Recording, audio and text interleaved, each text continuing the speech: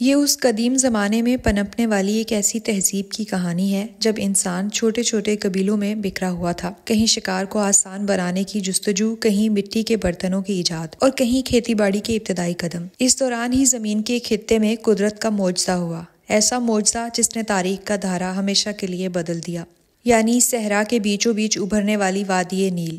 دریائے نیل جو افریقہ کے پہاڑوں سے نکل کر ہزاروں میل کا سفر طے کرتا اور مصر کے صحرا کو زندگی بخشتا۔ ہر سال جب اس کا پانی بڑھ کر زمین پر پھیل جاتا تو صحرا میں ایک زرخیز مٹی کی تہ چھوڑ جاتا۔ اسی مٹی نے انسان کو وہ طاقت دی جس نے اسے صرف زندہ رہنے کے بجائے آگے بڑھنا سکھایا۔ 3100 قبل مسیح میں ایک ایسا وقت جب دنیا کے بیشتر خطے ابھی اندھیروں میں تھے، مصر میں ایک نیا سورج طلوع ہوا۔ بادشاہ نارمر نے بالائی اور زیریں مصر کو ایک تاج کے نیچے اکٹھا کر دیا۔ اس دن سے مصر صرف ایک خطہ نہیں رہا بلکہ ایک سلطنت بن گیا، ایک ایسی تہذیب جس نے آنے والے ہزاروں سالوں کو متاثر کیا۔ یہاں کے لوگ اپنے فرعون کو خدا کا سایہ سمجھتے تھے۔ وہ یقین رکھتے تھے کہ فرعون نہ صرف ان کی زندگی کا محافظ ہے بلکہ موت کے بعد بھی ان کی رہنمائی کرے گا۔ اس عقیدے نے جنم دیا اہرام مصر کو۔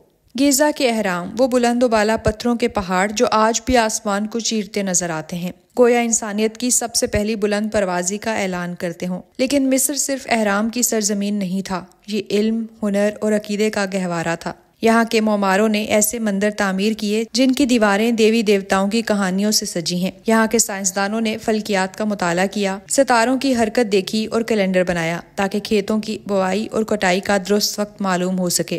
یہاں کے حکیم جراحی کرتے تھے، زخموں پر مرہم لگاتے تھے اور انسان کے جسم کو سمجھنے کی کوشش کرتے تھے۔ پھر مصری سمجھتے تھے کہ موت اختتام نہیں بلکہ ایک نئے سفر کا آغاز ہے، اس لیے وہ اپنے مردوں کو ممی بناتے، انہیں قیمتی اشیاء اور کھانے پینے کے ساتھ دفن کرتے تاکہ روح کو دوسری دنیا میں سہولت ملے۔ ان کی مقدس کتاب، کتاب الاموات، روح کو آخرت کے سفر میں رہنمائی فراہم کرتی تھی۔ صدیوں تک مصر ایک طاقتور سلطنت رہا۔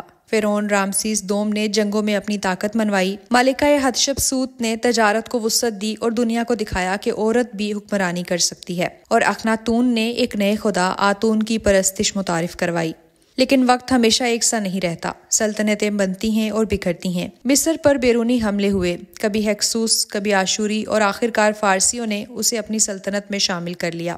اور پھر 332 قبل مسیح میں یونان کا عظیم فاتح سکندر اعظم مصر میں داخل ہوا۔ یوں قدیم مصر کا دور اپنے اختتام کو پہنچا، مگر کیا یہ واقعی اختتام تھا؟ نہیں۔ اہرام آج بھی کھڑے ہیں، مندر آج بھی سورج کی کرنوں سے روشن ہوتے ہیں، دیواروں پر کھدی ہوئی تحریریں آج بھی فرعونوں کی کہانیاں سناتی ہیں، اور نیل آج بھی بہہ رہا ہے، ویسا ہی جیسے ہزاروں سال پہلے بہتا تھا۔ وادی نیل ہمیں یہ سکھاتی ہے کہ تہذیبیں آتی جاتی رہتی ہیں، حکمران بدل جاتے ہیں، لیکن علم، ہنر اور عقیدہ ہمیشہ باقی رہتا ہے۔ اور یہی مصر کی اصل میراث ہے، انسانیت کے لیے ایک پیغام کہ اگر ہم فطرت کے ساتھ ہم آہنگ ہو جائیں تو ریت کا صحرا بھی سبز جنت میں بدل سکتا ہے۔